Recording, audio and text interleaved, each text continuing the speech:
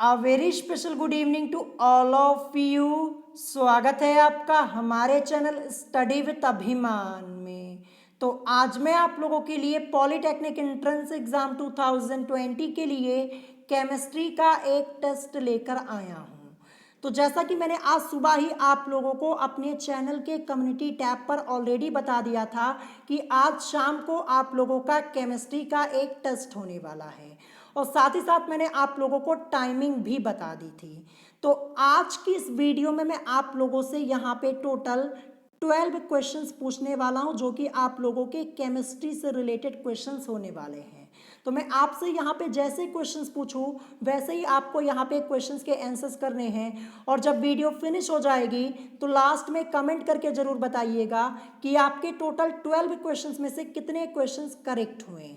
और मैं आपसे यहाँ पे जैसे क्वेश्चंस पूछूंगा उसके 15 या 20 सेकेंड बाद मैं आप लोगों को उन क्वेश्चंस के आंसर्स भी बता दूंगा, जिससे ये फ़ायदा होगा कि आप लोग अपने आंसर्स को मैच करवा पाएंगे और साथ ही साथ आपको ये भी पता चल जाएगा कि आप लोगों ने कितने क्वेश्चंस के आंसर्स यहाँ पे करेक्ट किए हैं या फिर कितने क्वेश्चंस के आंसर्स आप लोगों ने यहाँ पे रॉन्ग किए हैं।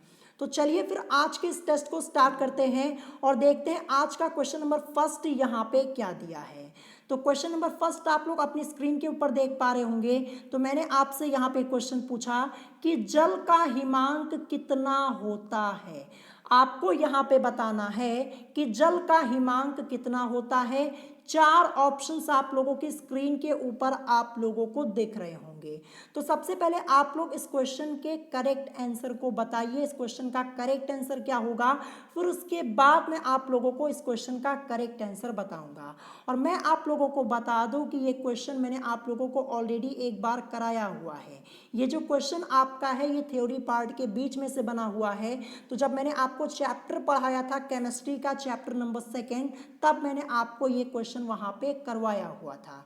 तो आई होप आप लोग इस क्वेश्चन के आंसर को करेक्ट जरूर करेंगे। आपसे यहाँ पे पूछा गया है कि जल का हिमांक कितना होता है, यानी जल का फ्रीजिंग पॉइंट आप लोगों से यहाँ पे पूछा गया है। तो यहाँ पे मैक्सिमम स्टूडेंट्स ने इस क्वेश्चन के आंसर को कर लिया होगा। तो चलिए सबसे पहले मैं आपको इस क्वेश्चन का करेक्ट आंसर बता देता हूँ। तो ऑप्शन के अकॉर्डिंग आपका इस क्वेश्चन का करेक्ट आंसर हो जाएगा ऑप्शन डी, यानी इनमें से कोई नहीं। ठीक है, तो फिर जल का हिमांक कितना होता है। तो जो जल का हिमांक होता है वो 0 डिग्री सेल्सियस होता है। तो जैसा कि आप सब लोग जानते हैं कि 0 डिग्री सेल्सियस पर जल क्या हो जाता है, जम जाता है ना, फ्रीज हो जाता है। तो आई होप आप लोगों ने इस क्वेश्चन के आंसर को करेक्ट जरूर किया होगा। तो ऑप्शन में आपको कहीं 0 डिग्री सेल्सियस लिखा हुआ मिल रहा है, नहीं मिल रहा है ना। तो करेक्ट आंसर क्या हो जाएगा, ऑप्शन के अकॉर्डिंग ऑप्शन डी हो जाएगा। और इस क्वेश्चन को अच्छे से प्रिपेयर कर लीजिएगा। जल का हिमांक कितना होता है, 0 डिग्री सेल्सियस होता है, ये ध्यान रखिएगा। ऑप्शन में आपका 0 डिग्री सेल्सियस कहीं दिया नहीं था, तो करेक्ट आंसर क्या हो जाएगा, ऑप्शन डी हो जाएगा। ठीक है, अब चलिए देखते हैं नेक्स्ट क्वेश्चन हमारा क्वेश्चन नंबर 2 यहाँ पे क्या दिया है। तो क्वेश्चन नंबर 2, ये क्वेश्चन आज मैं आप लोगों को यहाँ पे तीसरी बार करवा रहा हूँ। इससे पहले भी मैंने आपको ये क्वेश्चन 2 बार कराया हुआ है और एक बार क्वेश्चन तब कराया था जब मैंने आपको चैप्टर पढ़ाया था। तो कई बार मैंने आपको ये क्वेश्चन कराया है। क्वेश्चन क्या है कि निम्न में से कौन सा उत्फुल्ल पदार्थ है। आपको बताना है कि निम्न में से कौन सा उत्फुल्ल पदार्थ है। चार ऑप्शंस आप लोगों की स्क्रीन के ऊपर आप लोगों को देख रहे होंगे। तो सबसे पहले आप लोग इस क्वेश्चन के करेक्ट आंसर को करने की कोशिश कीजिए, अपना आंसर बताइए। फिर उसके बाद मैं आप लोगों को इस क्वेश्चन का करेक्ट आंसर बताऊंगा। अब जैसा कि आप लोग यहाँ पे देख पा रहे होंगे, यहाँ पे लिखा है उत्फुल्ल पदार्थ। उत्फुल्ल पदार्थ को हम इंग्लिश में क्या बोलते हैं, एफ्लोरोसेंट सब्सटेंस बोलते हैं। अब उत्फुल्ल पदार्थ होता क्या है ये मैंने आपको कई बार बताया है। एक बार टेस्ट में मैंने आप लोगों से क्वेश्चन पूछा था, वहां भी बताया था, और जब चैप्टर पढ़ाया था मैंने आप लोगों को तब भी बताया था। तो यहाँ भी आज मैं आप लोगों को फिर से बता दे रहा हूं कि उत्फुल्ल पदार्थ किसे कहते हैं। तो वे क्रिस्टलीय पदार्थ जो वायु में खुला छोड़ने पर अपना कुछ या संपूर्ण क्रिस्टलन का जल वायु को दे देते हैं, उत्फुल्ल पदार्थ कहलाते हैं। ध्यान रखिएगा। और यहाँ पे मैक्सिमम स्टूडेंट्स ने इस क्वेश्चन के आंसर को कर लिया होगा। तो क्वेश्चन नंबर 2 का आपका करेक्ट आंसर क्या हो जाएगा ये मैं आपको बता दूं। तो ऑप्शन सी आपका इस क्वेश्चन का करेक्ट आंसर हो जाएगा, यानी Na2CO3.10H2O। ये किसका केमिकल फॉर्मूला यहाँ पे लिखा हुआ है, ये लिखा हुआ है धावन सोडे का, ठीक है। क्या होता है, Na2CO3.10H2O, ये धावन सोडे का ही तो केमिकल फॉर्मूला होता है। तो निम्न में से कौन सा उत्फुल्ल पदार्थ है, तो ये आपका हो जाएगा ऑप्शन सी। ऑप्शन सी इस क्वेश्चन का करेक्ट आंसर हो जाएगा। तो आई होप आप लोगों ने इस क्वेश्चन के आंसर को करेक्ट जरूर किया होगा। क्वेश्चन आपका इंपॉर्टेंट है, आप लोगों के एंट्रेंस एग्जाम में पूछा जा सकता है, इसको अच्छे से प्रिपेयर जरूर कर लीजिएगा। अब चलिए देखते हैं नेक्स्ट क्वेश्चन। क्वेश्चन नंबर 3 हमारा यहाँ पे क्या दिया है, तो क्वेश्चन नंबर 3 आप लोगों को अपनी स्क्रीन के ऊपर दिख रहा होगा। ये क्वेश्चन आज हमारा यहाँ पे पहली बार आया हुआ है। क्वेश्चन क्या है कि टंगस्टन का लैटिन नाम क्या है, आपको यहाँ पे बताना है कि टंगस्टन का लैटिन नाम क्या है। 4 ऑप्शंस आप लोगों की स्क्रीन के ऊपर आप लोगों को दिख रहे होंगे। ऑप्शन ए दिया है ऑरम, ऑप्शन बी दिया है अर्जेंटम, ऑप्शन सी नेट्रियम और ऑप्शन डी दिया है इनमें से कोई नहीं। तो सबसे पहले आप लोग इस क्वेश्चन के आंसर को करने की कोशिश कीजिए। अगर आपको आंसर नहीं आ रहा है कोई बात नहीं, क्योंकि इससे पहले मैंने आपको ये क्वेश्चन नहीं कराया हुआ है। अगर आपको आंसर आता है तो अच्छी बात है, नहीं आता है तो अभी मैं आपको इसका आंसर तो बताऊंगा ही। तो सबसे पहले आप लोग अपना आंसर तो करने की कोशिश कीजिए यहाँ पे, और यहाँ पे मैक्सिमम स्टूडेंट्स ने इस क्वेश्चन के आंसर को कर लिया होगा। तो चलिए सबसे पहले मैं आपको इस क्वेश्चन का करेक्ट आंसर बता देता हूँ। यहाँ पे क्या पूछा है कि टंगस्टन का लैटिन नाम क्या है। तो सबसे पहले आपको ये पता होना जरूरी है कि टंगस्टन को हम W से रिप्रेजेंट करते हैं, ये ध्यान रखिएगा, ठीक है। अब मैं आपको इस क्वेश्चन का करेक्ट आंसर बता देता हूं। तो ऑप्शन के अकॉर्डिंग ऑप्शन डी आपका इस क्वेश्चन का करेक्ट आंसर हो जाएगा, यानी इनमें से कोई नहीं। तो फिर टंगस्टन का लैटिन नाम क्या है, सबसे पहले मैं आपको यहाँ पे टंगस्टन का लैटिन नाम बता देता हूँ। तो टंगस्टन का लैटिन नाम होता है वोल्फ्राम। मैं आपको यहाँ पे लिख के बता दे रहा हूँ, वोल्फ्राम ये होता है टंगस्टन का लैटिन नाम, इसको नोट कर लीजिएगा, ठीक है। तो जैसा कि ऑप्शंस में आप लोग देख पा रहे होंगे कि वोल्फ्राम तो कहीं लिखा ही नहीं हुआ है, तो वोल्फ्राम नहीं लिखा हुआ है तो करेक्ट आंसर क्या हो जाएगा, इनमें से कोई नहीं हो जाएगा। तो टंगस्टन का लैटिन नाम क्या होता है, वोल्फ्राम। टंगस्टन का लैटिन नाम क्या है, वोल्फ्राम है, ध्यान रखिएगा। और यहाँ पे जो ऑप्शन ए आपका दिया है ऑरम, ये किसका लैटिन नाम होता है, ये सोने का होता है। ये क्वेश्चन मैंने आप लोगों को ऑलरेडी कराया है। ऑप्शन बी आपका अर्जेंटम दिया है, ये किसका लैटिन नाम होता है, ये चांदी का होता है, मैंने आपको पहले कराया हुआ है ये क्वेश्चन। और ऑप्शन सी दिया है नेट्रियम, ये किसका लैटिन नाम होता है, ये सोडियम का होता है। ये भी क्वेश्चन मैंने आप लोगों को ऑलरेडी कराया हुआ है। तो यहाँ पे टंगस्टन का लैटिन नाम वोल्फ्राम होता है, वोल्फ्राम आपका ऑप्शन में था नहीं, तो ऑप्शन डी आपका इस क्वेश्चन का करेक्ट आंसर हो जाएगा। लेकिन नाम याद कर लीजिएगा, टंगस्टन का लैटिन नाम क्या होता है। लैटिन नेम से रिलेटेड भी क्वेश्चन आप लोगों से पूछे जा सकते हैं, ध्यान रखिएगा। अब चलिए देखते हैं नेक्स्ट क्वेश्चन। क्वेश्चन नंबर 4 हमारा यहाँ पे क्या दिया है, तो क्वेश्चन नंबर 4 आप लोग अपनी स्क्रीन के ऊपर देख पा रहे होंगे। क्वेश्चन है कि व्युत्क्रम अनुपात के नियम का प्रतिपादन करने वाले वैज्ञानिक थे। आपको यहाँ पे बताना है कि व्युत्क्रम अनुपात के नियम का प्रतिपादन करने वाले वैज्ञानिक थे। ऑप्शन ए दिया है French, option B Russian, option C German और ऑप्शन डी दिया है इनमें से कोई नहीं। तो सबसे पहले आप लोग इस क्वेश्चन के आंसर को करने की कोशिश कीजिए। और मैं आप लोगों को बता दूं, अभी कल ही मैंने आपको ये क्वेश्चन कराया हुआ है, ठीक है, कल ही ये क्वेश्चन मैंने आप लोगों को कराया है। तो आई होप आप लोग इस क्वेश्चन के आंसर को करेक्ट जरूर देंगे। और यहाँ पे मैक्सिमम स्टूडेंट्स ने इस क्वेश्चन के आंसर को कर भी लिया होगा। तो चलिए सबसे पहले मैं आपको इस क्वेश्चन का करेक्ट आंसर बता देता हूँ।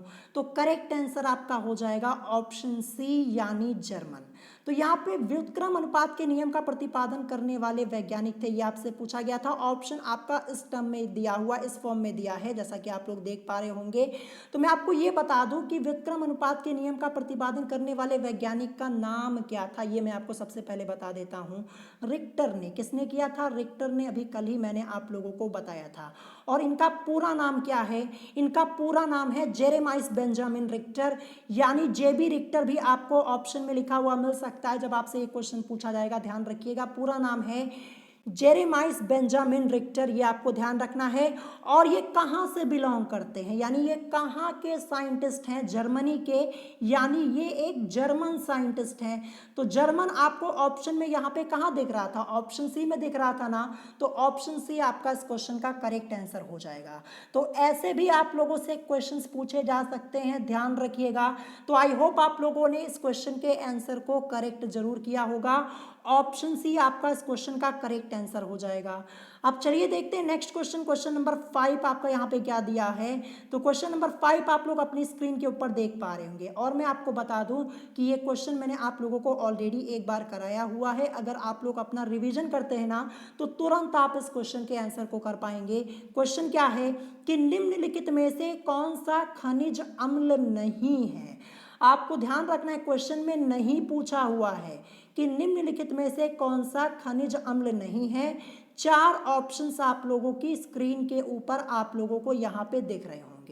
तो सबसे पहले आप लोग इस क्वेश्चन के आंसर को करने की कोशिश कीजिए, फिर उसके बाद मैं आप लोगों को इस क्वेश्चन का करेक्ट आंसर बताऊंगा। तो यहाँ पे ऑप्शन ए आपका क्या दिया है, ऑप्शन ए दिया है H2CO3 जिसे हम कार्बोनिक अम्ल के नाम से जानते हैं। ऑप्शन बी आपका दिया है H2SO4 जिसे हम सल्फ्यूरिक एसिड के नाम से जानते हैं, सल्फ्यूरिक अम्ल के नाम से जानते हैं। ऑप्शन सी आपका यहाँ पे दिया है HNO3 जिसे हम नाइट्रिक एसिड के नाम से जानते हैं, यानी नाइट्रिक अम्ल के नाम से जानते हैं। और ऑप्शन डी आपका दिया है CH3COOH जिसको हम एसिटिक एसिड के नाम से जानते हैं, यानी एसिटिक अम्ल के नाम से जानते हैं। ठीक है, और इसका IUPAC नेम क्या होता है एसिटिक अम्ल का, इसका IUPAC नेम होता है एथेनोइक अम्ल। ये भी ध्यान रखिएगा, क्वेश्चन के रूप में आप लोगों से पूछा जा सकता है। तो यहाँ पे मैक्सिमम स्टूडेंट्स ने इस क्वेश्चन के आंसर को कर लिया होगा। तो चलिए सबसे पहले मैं आपको इस क्वेश्चन का करेक्ट आंसर बता देता हूँ। तो इस क्वेश्चन का आपका करेक्ट आंसर हो जाएगा ऑप्शन डी, यानी CH3COOH यानी एसिटिक एसिड। ये यहाँ पे खनिज अम्ल नहीं है। आपसे क्या पूछा गया था कि निम्नलिखित में से कौन सा खनिज अम्ल नहीं है, तो जो आपका यहाँ पे CH3COOH है यानी एसिटिक एसिड है, ये खनिज अम्ल नहीं है। ध्यान रखिएगा, क्योंकि ये एक कार्बनिक अम्ल होता है। ठीक है, कौन सा अम्ल होता है, कार्बनिक अम्ल होता है। ऑप्शन डी आपका इस क्वेश्चन का करेक्ट आंसर हो जाएगा। अब यहाँ पे लिखा है खनिज अम्ल, तो आखिर खनिज अम्ल होता क्या है, तो ये खनिजों से प्राप्त होते हैं। ठीक है, जो खनिज अम्ल होते हैं ये किससे प्राप्त होते हैं, खनिजों से प्राप्त होते हैं। आप ऐसा बोल सकते हैं कि खनिज से प्राप्त होने वाले अम्ल को हम क्या कहते हैं, खनिज अम्ल कहते हैं। ये ध्यान रखिएगा। ठीक है, तो यहाँ पे आपसे नहीं पूछा गया था कि नहीं है, यानी निम्नलिखित में से खनिज अम्ल नहीं है, तो ऑप्शन डी आपका इस क्वेश्चन का करेक्ट आंसर हो जाएगा। और इसके अलावा जो आपका यहाँ पे ऑप्शन ए दिया हुआ है, ऑप्शन बी दिया है और ऑप्शन सी दिया है, ये तीनों खनिज अम्ल होते हैं। ध्यान रखिएगा, ये तीनों खनिज अम्ल होते हैं। ऑप्शन डी जो आपका था ये नहीं था, इसीलिए आपका ऑप्शन डी इस क्वेश्चन का करेक्ट आंसर हो गया। तो आई होप आप लोगों ने इस क्वेश्चन के आंसर को करेक्ट जरूर किया होगा। अब चलिए देखते हैं नेक्स्ट क्वेश्चन, क्वेश्चन नंबर 6। तो क्वेश्चन नंबर 6, ये भी क्वेश्चन मैंने आप लोगों को ऑलरेडी एक बार कराया है। तो चलिए देखते हैं कौन कौन इस क्वेश्चन के आंसर को करेक्ट कर पाता है। क्वेश्चन है कि प्रबल अम्ल तथा प्रबल क्षार की उदासीनीकरण ऊष्मा कितनी होती है। मोस्ट इंपॉर्टेंट क्वेश्चन है। क्वेश्चन क्या है कि प्रबल अम्ल तथा प्रबल क्षार की उदासीनीकरण ऊष्मा कितनी होती है। 4 ऑप्शंस आप लोगों की स्क्रीन के ऊपर आप लोगों को दिख रहे होंगे। तो जब मैंने आपको चैप्टर पढ़ाया था एसिड बेस और सॉल्ट वाला, वहां पे मैंने आपको ये क्वेश्चन कराया है। आप चैनल पे जाकर उस चैप्टर को जाके चेक कर सकते हैं। ये क्वेश्चन मैंने आप लोगों को ऑलरेडी एक बार कराया हुआ है। तो सबसे पहले आप लोग इस क्वेश्चन के आंसर को करने की कोशिश कीजिए, फिर उसके बाद मैं आप लोगों को इस क्वेश्चन का करेक्ट आंसर बताऊंगा। और यहाँ पे मैक्सिमम स्टूडेंट्स ने इस क्वेश्चन के आंसर को कर भी लिया होगा। तो चलिए सबसे पहले मैं आपको इस क्वेश्चन का करेक्ट आंसर बता देता हूँ कि प्रबल अम्ल तथा प्रबल क्षार की उदासीनीकरण ऊष्मा कितनी होती है। तो ऑप्शन के अकॉर्डिंग आपका करेक्ट आंसर हो जाएगा ऑप्शन ए, यानी 13.7 किलो कैलोरी। ठीक है, ये आपका इस क्वेश्चन का करेक्ट आंसर हो जाएगा। मोस्ट इंपॉर्टेंट क्वेश्चन है, ध्यान रखिएगा। तो आई होप आप लोगों ने इस क्वेश्चन के आंसर को करेक्ट जरूर किया होगा, क्योंकि एक बार पहले भी मैंने आपको ये क्वेश्चन कराया हुआ है। अगर आप रिवीजन करते हैं तो इस क्वेश्चन के आंसर को जरूर कर पाए होंगे। अब चलिए देखते हैं नेक्स्ट क्वेश्चन, क्वेश्चन नंबर 7 यहाँ पे क्या दिया है। तो क्वेश्चन नंबर 7 आप लोगों को अपनी स्क्रीन के ऊपर दिख रहा होगा और ये क्वेश्चन आज मैं आप लोगों से यहाँ पे तीसरी बार पूछ रहा हूँ। क्वेश्चन है कि निम्नलिखित में से किसे रणनीतिक धातु कहा जाता है। ये चैप्टर के बीच में से आपका क्वेश्चन बना हुआ है, ध्यान रखिएगा, थ्योरी पार्ट के बीच में से क्वेश्चन है कि निम्नलिखित में से किसे रणनीतिक धातु कहा जाता है। 4 ऑप्शंस आप लोगों की स्क्रीन के ऊपर आप लोगों को दिख रहे होंगे। ऑप्शन ए दिया है लोहे को, ऑप्शन बी दिया है तांबे को, ऑप्शन सी दिया है निकिल को और ऑप्शन डी दिया है इनमें से कोई नहीं। तो सबसे पहले आप लोग इस क्वेश्चन के आंसर को करने की कोशिश कीजिए, फिर उसके बाद मैं आप लोगों को इस क्वेश्चन का करेक्ट आंसर बताऊंगा। और ये भी बता दे रहा हूं कि आज मैं आप लोगों से ये क्वेश्चन तीसरी बार पूछ रहा हूं, तो आई होप आप लोग इस क्वेश्चन के आंसर को करेक्ट जरूर करेंगे और मैक्सिमम स्टूडेंट्स ने इस क्वेश्चन के आंसर को कर भी लिया होगा। तो चलिए सबसे पहले मैं आपको इस क्वेश्चन का करेक्ट आंसर बता देता हूं कि इस क्वेश्चन का आपका करेक्ट आंसर क्या हो जाएगा। तो ऑप्शन के अकॉर्डिंग आपका इस क्वेश्चन का करेक्ट आंसर हो जाएगा ऑप्शन डी, यानी इनमें से कोई नहीं। तो फिर रणनीतिक धातु कहा जाता है, किसे कहा जाता है रणनीतिक धातु? टाइटेनियम को कहा जाता है। टाइटेनियम को हम Ti से रिप्रेजेंट करते हैं। ये क्वेश्चन इससे पहले मैंने आप लोगों को 2 बार कराया था टेस्ट में। एक बार आप लोगों से अपने चैनल के कम्युनिटी टैब पर भी मैंने शायद आप लोगों से पूछा हुआ था। तो यहाँ पे इस क्वेश्चन का करेक्ट आंसर क्या हो जाएगा? निम्नलिखित में से किसे रणनीतिक धातु कहा जाता है? 4 ऑप्शंस आप लोगों को दिए गए थे। ऑप्शन में आप लोगों को कहीं टाइटेनियम दिख रहा था? नहीं दिख रहा था ना, तो फिर करेक्ट आंसर क्या हो जाएगा?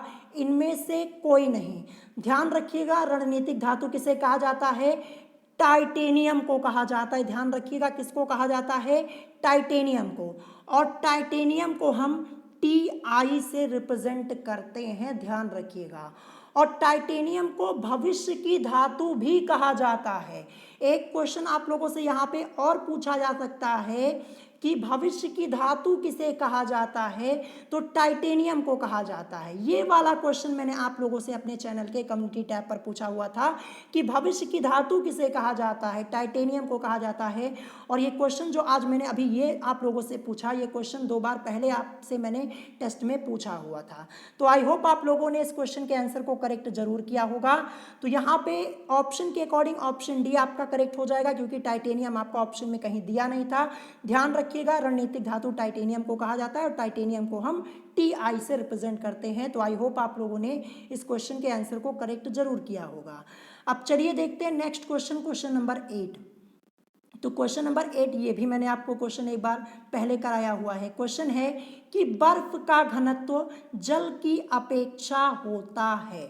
आपको बताना है कि बर्फ का घनत्व जल की अपेक्षा होता है। 4 ऑप्शंस आप लोगों की स्क्रीन के ऊपर आप लोगों को दिख रहे होंगे।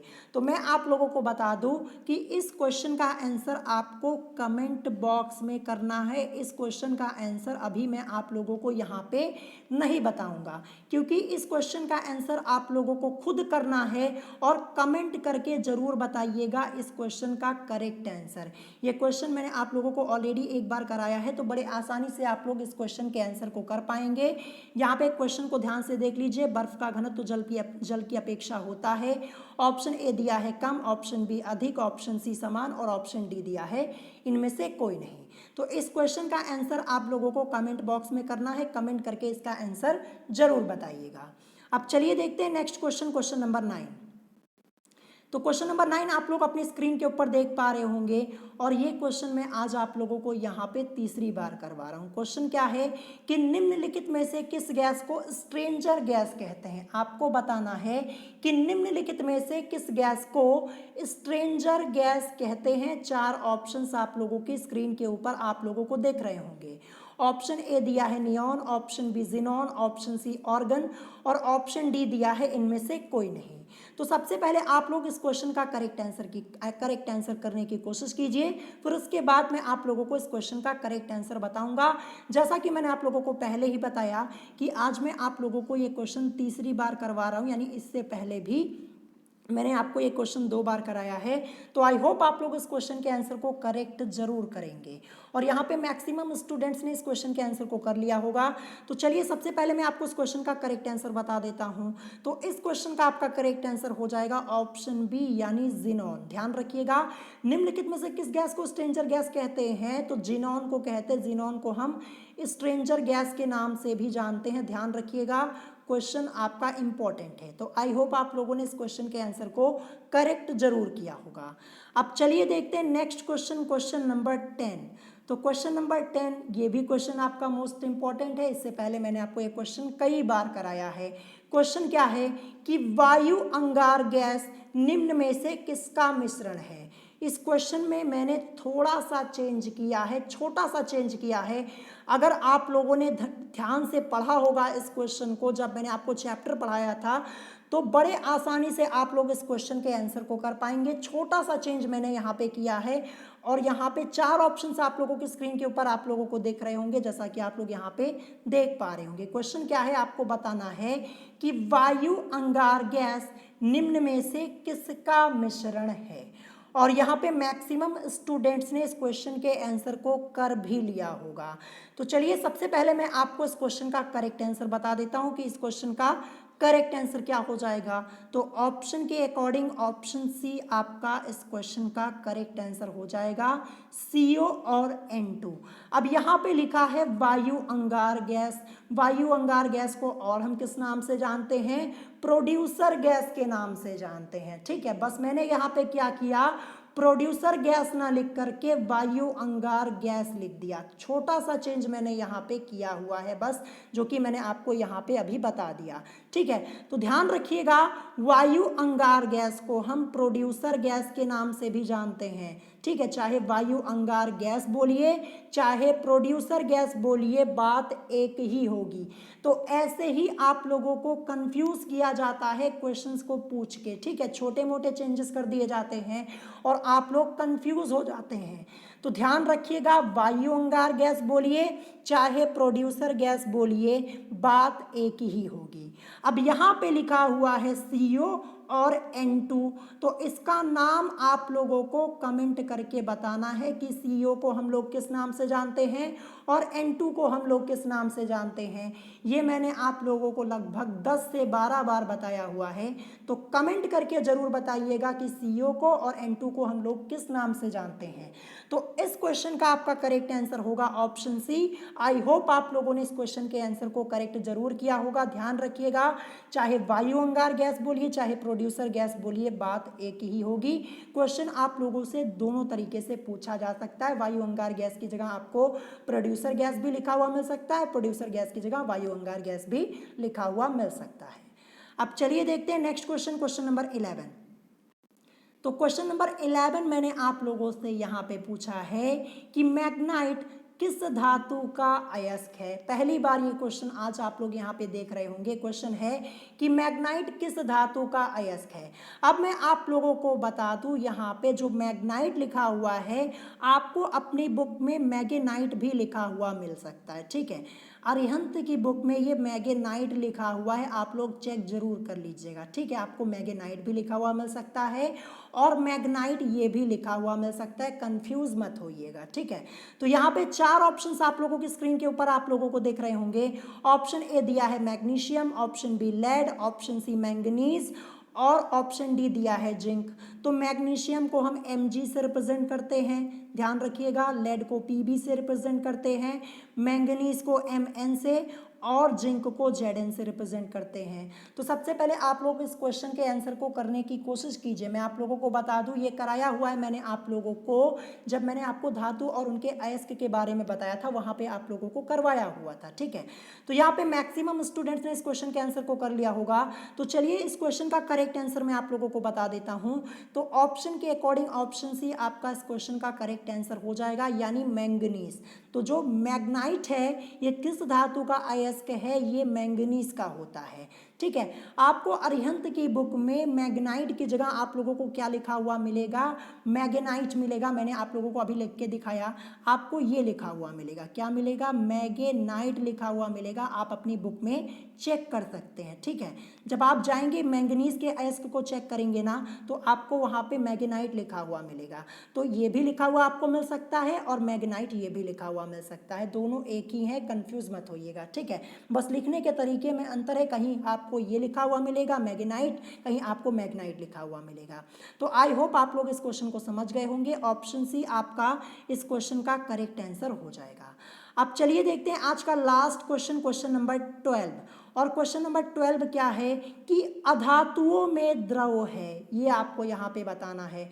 तीसरी बार ये क्वेश्चन आपसे मैं यहाँ पे पूछ रहा हूँ, इससे पहले भी मैंने आप लोगों से टेस्ट में ये पूछा हुआ है, तो बहुत ही सोच समझ के इस क्वेश्चन का आंसर कीजिएगा। यहाँ पे देखिए क्या लिखा है, आप लोगों से पूछा है कि अधातुओं में द्रव है। चार ऑप्शंस आप लोगों की स्क्रीन के ऊपर आप लोगों को देख रहे होंगे। ऑप्शन ए दिया है पारा, option B chlorine, option C phosphorus और ऑप्शन डी दिया है इनमें से कोई नहीं। तो जैसा कि मैंने आप लोगों से कहा कि थोड़ा सोच समझ के इस क्वेश्चन का आंसर कीजिएगा, जल्दी मत कीजिएगा, नहीं तो डेफिनेटली आप लोग इस क्वेश्चन के आंसर को गलत करेंगे, ठीक है। यहाँ पे क्वेश्चन आप लोगों से पूछा गया है कि अधातुओं में द्रव है, तो यहाँ पे मैक्सिमम स्टूडेंट्स ने इस क्वेश्चन के आंसर को कर लिया होगा और आई होप आप लोग इस क्वेश्चन के आंसर को करेक्ट जरूर करेंगे। तो चलिए सबसे पहले मैं आपको ये बता देता हूँ कि इस क्वेश्चन का करेक्ट आंसर क्या होगा। करेक्ट आंसर आप लोगों का होगा ऑप्शन डी, यानी इनमें से कोई नहीं। तो यहाँ पे मैंने ऑप्शंस में थोड़ा सा चेंज किया हुआ है। तो देखिए यहाँ पे मैक्सिमम स्टूडेंट्स ये सोच रहे होंगे कि इस क्वेश्चन का आंसर पारा होगा, लेकिन जितने लोगों ने यहाँ पे पारा बताया है उन सभी का आंसर क्या है, गलत है। क्योंकि क्वेश्चन क्या कह रहा है, आपसे यहाँ पे पूछा है कि अधातुओं में द्रव धातु है। तो मैं आप लोगों को बता दूं कि अधातुओं में द्रव आखिर होता क्या है, तो केवल ब्रोमीन होता है। क्या होता है, ब्रोमीन होता है, ध्यान रखिएगा, ठीक है। तो आपको ऑप्शन में कहीं ब्रोमीन लिखा हुआ मिल रहा है, नहीं मिल रहा है ना, तो करेक्ट आंसर क्या होगा, ऑप्शन डी, यानी इनमें से कोई नहीं। अब कुछ स्टूडेंट्स यहाँ पे पारा इसको लेकर कंफ्यूज होंगे, आखिर पारा करेक्ट क्यों नहीं हुआ।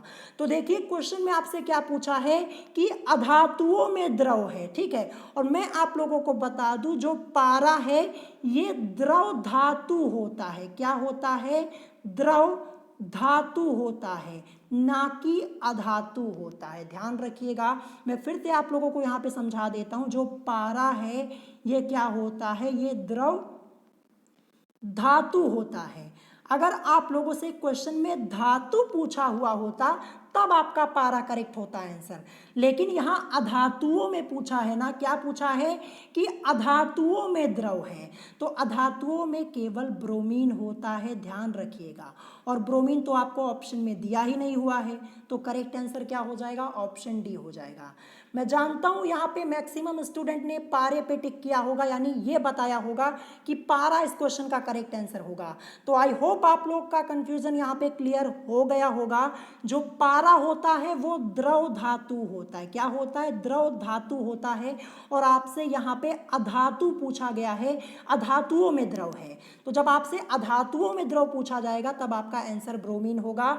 अगर यही पूछा जाए कि धातुओं में द्रव है तब आपका पारा होगा। तो आई होप आप लोग इस क्वेश्चन को समझ गए होंगे।